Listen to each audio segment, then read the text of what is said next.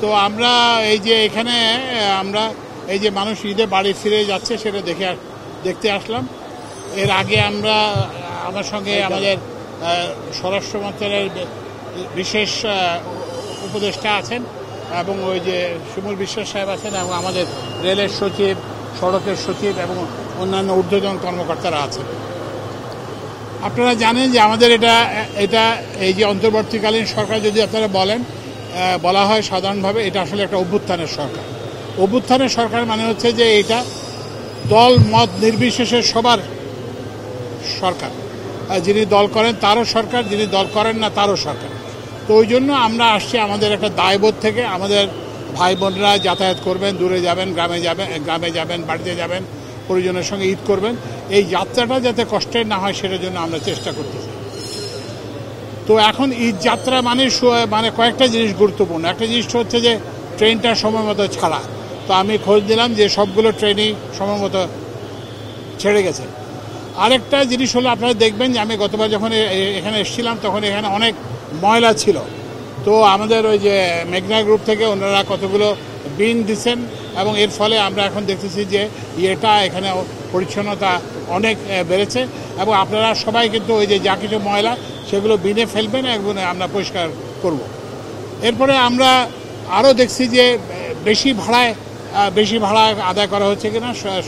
তা আমরা একটা দুইটা ওই যে সায়দাবাদ বাস টার্মিনালে আমরা দুইটা জায়গায় আমরা একটা জায়গায় গ্রসলি আর একটা জায়গায় সামান্য বেশি ভাড়া দিছে।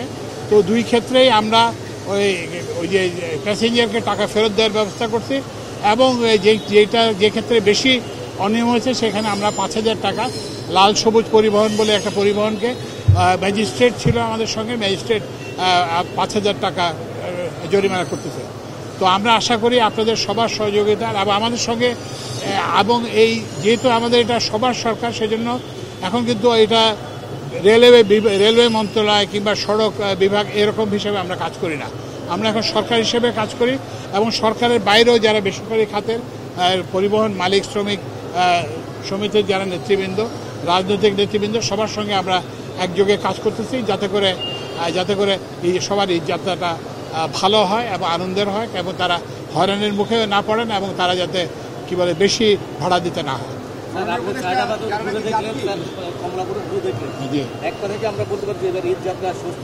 হ্যাঁ, আমি এখন একদম 100% তো বলা যাবে না, কিন্তু মানে আমরা বলবো যে আমরা খুব একটা যাত্রীদের কাছ থেকে খুব একটা বড় ধরনের অভিযোগ পাইনি। মাননীয় উপদেষ্টা গতকালকে রাতের দিকে আমরা দেখছি যাত্রীর চাপ বেড়েছে গত কয়েকদিনের তুলনায়।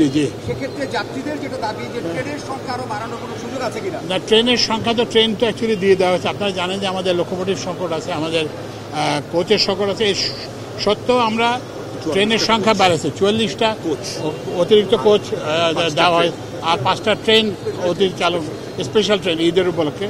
তো এইটাই আমাদের ওই যে সীমিত সামর্থ্য এবং আমরা আশা করতেছি আরও নতুন কোচ আসলে আমরা আরও এই ফ্রিকোয়েন্সি এবং ট্রেনের সংখ্যা বাড়াতে পারবো।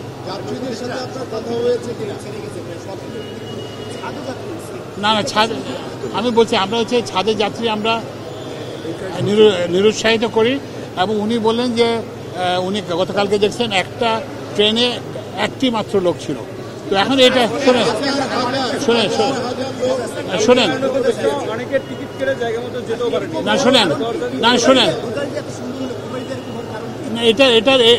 এটার কারণ হচ্ছে এখন আপনারা ধরেন একটা লোক ছাদে উঠলো, আমরা কিন্তু নির্দেশ দেওয়া আছে যে ছাদে কোনো উঠবে না, কিন্তু এখন এখানে আবার একটা মানবিক দিকও আছে। আপনি যদি এখন নির্যাতন করেন, যদি তাকে জোর করে নামান এবং সে যদি নামতে না চায় তাহলে আপনারাই আবার সাংবাদিকরা বলবেন যে করা হচ্ছে।